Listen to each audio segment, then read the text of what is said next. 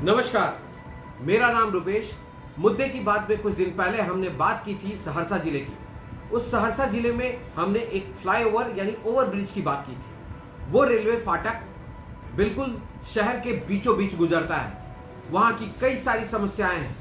शिलान्यास को लेके कई सारी कंट्रोवर्सियां हो रही हैं। किसी ने कहा कि उद्घाटन नहीं हुआ, किसी ने कहा कि उद्घाटन हो गया है। कोई कह रहा है कि शिलान्यास नहीं हुआ है, कोई कहता है शिलान्यास हो गया है। चलिए, इन सब बातों में तो सारी कंट्रोवर्सियां चलती रहेंगी, लेकिन इस बीच में एक आंदोलनकारी से मेरी मुलाकात हुई थी। इनसे ग्राउंड रिपोर्ट में पता चला कि इन्होंने पिछले 3 सालों से इस पर बहुत बड़ा काम किया है, आंदोलन किया है। आखिर ये बात क्या है, मैं आपको बता दूं। इस आंदोलनकारी का नाम है सोहन झा। ये सोहन झा एक युवा नेता भी है और अपने जिले के लिए कुछ कर गुजरने की जज्बा रखते हैं। तो इनसे अब बात करेंगे कि जो आखिर इन्होंने क्या किया और इन्होंने क्या क्या देखा। इनका दावा है कि ये इनके पास में सबूत मौजूद है कि जो ये ओवरब्रिज क्यों नहीं बना है। चलिए इनसे बात करते हैं। सोहन जी, क्या आप मेरी आवाज़ सुन पा रहे हैं? जी सर, नमस्कार सर। नमस्कार। सोहन जी, मैं आपसे जानना चाहूँगा कि क्या है आखिर ये मुद्दा? क्या ये सच में चुनावी मुद्दा है? जी सर जी, इसको चुनावी मुद्दा ही बनाकर छोड़ दिया है, क्योंकि ये कोई पहली बार चुनावी मुद्दा नहीं बना है। पिछले 30 सालों से इसे चुनावी मुद्दा बनाकर छोड़ दिया गया है। 30 सालों से? जी जी। और मतलब ये जो मुद्दा है, मतलब ये फ्लाईओवर आखिर बन क्यों नहीं रहा है? क्या कारण है इसका?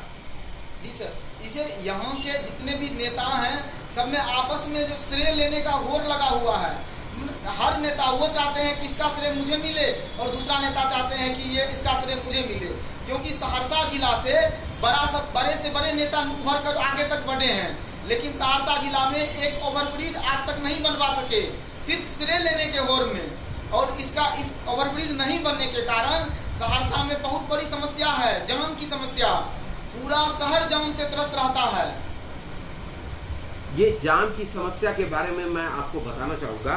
जैसे सोहन जी बता रहे हैं, सोहन जी का कहना है कि जो ये सड़क के बीच में ये रेलवे फाटक है, ये शहर के बीचों बीच आता है और इस बीच इतनी लंबी जाम लग जाती है। और जाम के अलावा मैं ये बताऊं आपको, इसमें संकट की घड़ी में अगर कोई एम्बुलेंस फंस जाता है तो रोगी का बचना मुश्किल हो जाता है। और इतना हैवी ट्रैफिक होने की वजह से रेलवे का फाटक बंद हो जाता है और रेलवे के फाटक बंद होने से जाम और एम्बुलेंस का फंसना ये बहुत बड़ी समस्या है यहाँ के लिए। चलिए, ये बात तो हो गई। अब बात करते हैं धरातल पे। क्या इन विधायकों ने इस पर कोई काम किया है? क्या सच में ऐसा है कि जो ये सामाजिक मुद्दा ना होके ये राजनीतिक मुद्दा बन गया है? सोहन जी, आप मुझे ये बताइए कि जो क्या रेलवे विभाग इस पर कोई कार्रवाई करना नहीं चाहती है? क्या नगर निगम इस पर कोई कार्रवाई नहीं कर रही है? जी नहीं, बिल्कुल नहीं। अगर रेलवे से बात करते हैं तो रेलवे का कहना है कि आपका राज्य सरकार रोके हुआ है। राज्य सरकार से बात करते हैं तो उनका कहना है कि भैया रेलवे ने अभी तक स्वीकृति नहीं दी है। इसके लिए हम हर तरह का आंदोलन किए। पिछले बार जब रेल चक्का जाम किए थे तो रेलवे के बढ़िया पदाधिकारियों द्वारा आश्वासन दिया गया था कि 2 अप्रैल 2020 तक में जितने भी बाधाएं आ रही है ओवरब्रिज निर्माण कार्य में, सभी बाधाएं दूर कर दी जाएगी और 2 अप्रैल के बाद ओवरब्रिज निर्माण कार्य आरंभ भी कर दिया जाएगा। लेकिन कहाँ है? आज 2 अप्रैल बीते हुए 2 महीने बीत चुके हैं, लेकिन अभी तक निर्माण कार्य आरंभ नहीं की गई है। यहाँ तक कि रेलवे द्वारा स्वीकृति भी नहीं दी गई है। यहाँ पर मैं सोहन जी आपसे ये भी बोलना चाहूँगा, महामारी की स्थिति में लोगों को रोजगार नहीं है। मनरेगा के लिए रोजगार ढूंढ रहे रोजगारियों को, मतलब हमारे मजदूर भाई जो कि रोजगार के लिए तरस रहे हैं, उनको रोजगार की इतनी बड़ी अपॉर्चुनिटी वहाँ पे मिल सकती है। और ये छोटा मोटा वर्क नहीं है। अभी थोड़ी देर पहले सोहन जी ने मुझे बताया था, इनसे मेरी मुलाकात जब हुई थी तो इन्होंने बताया था कि नितिन गडकरी ने यहाँ खुद आकर यहाँ पर शिलान्यास किया है। क्या बात सही है ये? जी नहीं, नितिन गडकरी जब हम अनिश्चितकालीन अनशन किए थे तो खुद परिवहन मंत्री नितिन गडकरी जी आए थे, जो 72 करोड़ का राशि आवंटित कर गए थे ओवरब्रिज निर्माण के लिए। और इसका शिलान्यास इससे पूर्व 3 रेल मंत्रियों द्वारा किया गया है। पहला रेल मंत्री थे अधीर रंजन चौधरी जी, दूसरा दिग्विजय सिंह जी और तीसरा स्वयं लालू प्रसाद यादव जी थे। हर बार लोकसभा चुनाव से पहले ये सभी बड़े नेताओं द्वारा इसे चुनावी मुद्दा बनाया गया और इसका शिलान्यास किया गया। एक बार पिछले बार लोकसभा चुनाव से पहले तो बहुत बड़ा नाटक खेला गया था इन नेताओं द्वारा। बड़ी बड़ी मशीनें आई थी, मिट्टी जांच की गई थी, लोगों को पूर्ण रूप से गुमराह कर दिया गया था। यहाँ तक कि एक कंपनी का बोर्ड भी लगा दिया गया था ताकि लोग समझे कि अब यह कार्य रुकने वाली नहीं है। लेकिन फिर भी उस बड़े नेताओं की हार होते ही सारी मशीनें धरी की धरी रह गई, सारी मशीनें गायब हो गई और ओवरब्रिज निर्माण कार्य आज तक आरंभ नहीं हो सका। तो मतलब कहने का मतलब ये हुआ सोहन जी कि जो अगर आप सत्ता का सुख भोग रहे हैं तो आपका काम होगा, अगर सत्ता का सुख नहीं भोग रहे हैं तो काम नहीं होगा। यही का कहने का मतलब हुआ।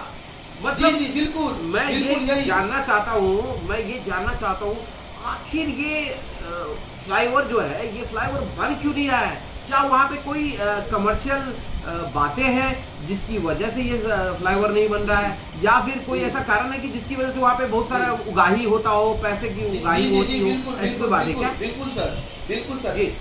इसका सबसे मुख्य वजह तो एक श्रेय हम आपको बता ही चुके हैं, और दूसरा मुख्य वजह है कि जहाँ यह ओवरब्रिज बनेगा, ओवरब्रिज बनने वाले क्षेत्र में बहुत सारी ऐसे दुकानें हैं जिसका बहुत अधिक कमाई है, और वो दुकानदार नहीं चाहते हैं कि हम यहाँ से कहीं जाएं। रेलवे के जमीन पे जितनी भी दुकानें हैं, सभी दुकानदारों को उनके कुछ ऐसे पूंजीवाद बिजनेसमैन हैं जो नेता से मिले हुए रहते हैं, और इन सभी दुकानदारों को गुमराह किया जाता है कि आपको नेताजी द्वारा बचा लिया जाएगा, आप लोग पैसा जमा कीजिए।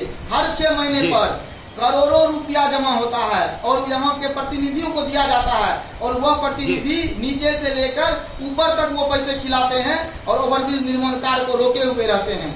ये पैसे का खेल है, और जो भी प्रतिनिधि बनते हैं उन्हें यह पैसा नजर आता है, और वह पैसे के आगे में जनता के इस दुख को भूल जाते हैं कि हजार लोग रोज इस जाम से परेशान हो रहे हैं। रोज इस जाम के कारण कहीं न कहीं किसी न किसी की मौत हो जाती है, एम्बुलेंस फंस जाती है, स्कूली बच्चे फंस जाते हैं।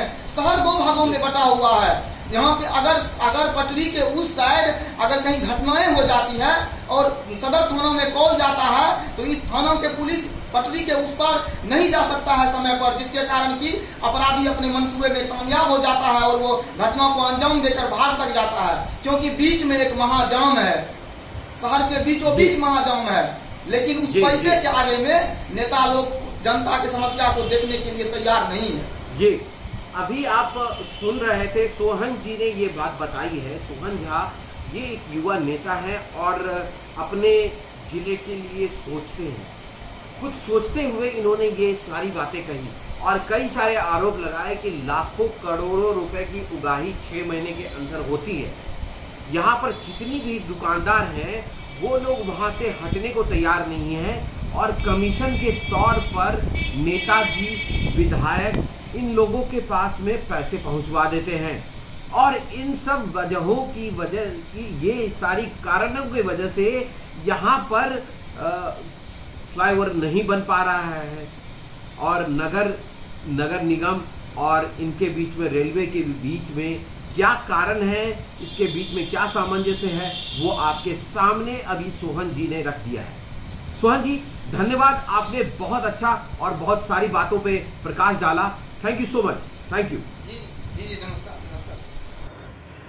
अभी आप सोहन जी को सुन रहे थे। सोहन झा नाम इनका, ये युवा नेता हैं और एक आंदोलनकारी भी हैं, और इन्होंने काफ़ी कुछ सहरसा जिले के लिए कोशिश की है। चलिए, ये तो बातें बनी रहेगी, लेकिन सहरसा की जो सबसे बड़ी समस्या है वो फ्लाईओवर की समस्या, उस फ्लाईओवर की समस्या की बात को मैंने अभी रखा है, और इस समस्या पे मैं अभी प्रकाश डालने के बाद और भी कई सारे ग्राउंड रिपोर्ट आपके सामने लेकर आऊँगा। विधायक जी अब जाग जाइए, क्योंकि चुनाव आपका नज़दीक है, और अगर आप नहीं जाग रहे हैं तो हम तो जनता को जरूर जगाएंगे। नमस्कार, मुद्दे की बात में कल फिर मुलाकात होगी।